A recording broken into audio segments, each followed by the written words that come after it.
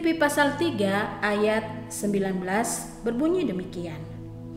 Kesudahan mereka ialah kebinasaan, Tuhan mereka ialah perut mereka, kemuliaan mereka ialah aib mereka, pikiran mereka semata-mata tertuju kepada perkara duniawi. Selamat pagi Ibu Bapak Saudara yang terkasih di dalam Tuhan.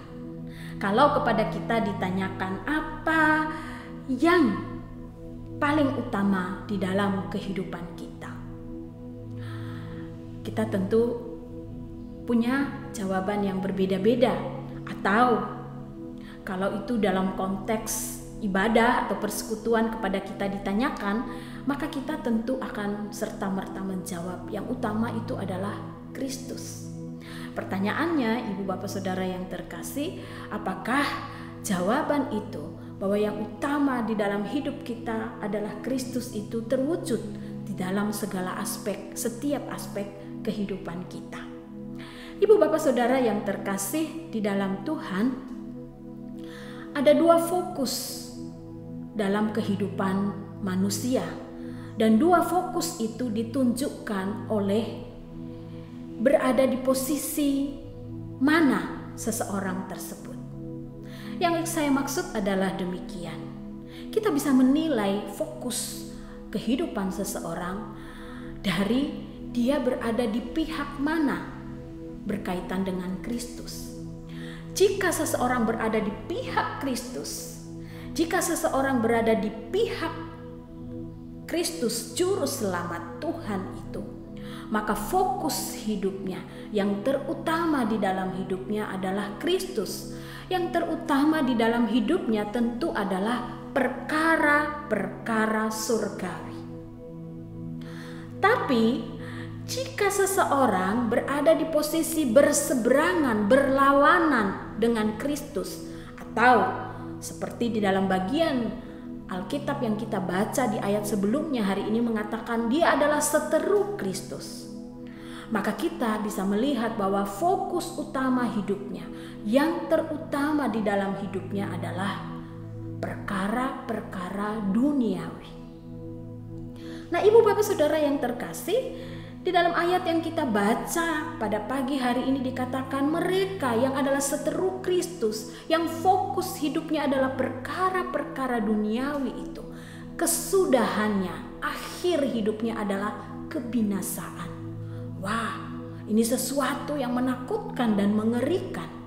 Betul, memang mereka yang adalah seteru Kristus, yang berseberangan dengan Kristus, dan fokus hidupnya, yang paling utama dalam hidupnya, yang paling menyenangkan dalam hidupnya adalah perkara-perkara duniawi, yang sifatnya fana, yang mudah hilang, dan memang akhirnya adalah kebinasaan. Ibu Bapak Saudara yang terkasih di dalam Tuhan, perkara-perkara duniawi seperti uang, materi, kehormatan, nama baik, kesombongan, kebanggaan, apalagi yang sifatnya duniawi, yang banyak dicari oleh orang, tidak terkecuali orang yang menyebut dirinya orang Kristen. Jadi Ibu Bapak Saudara yang terkasih, jikalau kita dalam kehidupan kita masih memfokuskan usaha-usaha kita, upaya-upaya kita dalam kehidupan untuk mencapai seperti yang disebut dengan kebanggaan dunia ini, nama baik, atau segala upaya kita lakukan, bahkan mungkin mengabaikan sesama kita, menghalalkan segala cara untuk mendapatkan uang, materi, menumpuk kekayaan sedemikian rupa. Ibu Bapak Saudara yang terkasih, fokus hidup kita masih kepada perkara-perkara dunia. Dan itu berarti kita berada di posisi apa? Kita berada berseberangan dengan Kristus, bukan berada di pihak Kristus. Dan itu semua akan berakhir dalam kebinasaan. Karena nama baik, karena harta, karena kekayaan, karena prestasi, karena jabatan atau kedudukan dan hal yang lainnya itu, yang sifatnya duniawi itu tidak bernilai kekal. Ibu bapak saudara yang terkasih di dalam Tuhan, hari ini di dalam masa prapaskah ini, kita patut bertanya kepada diri kita yang pertama, apakah fokus hidupku saat ini? Dan ketika kita tahu fokus hidup kita itu, kita bisa menyimpulkan kita berada di pihak mana. Apakah kita berada di pihak Kristus atau kita berada di pihak seteru Kristus?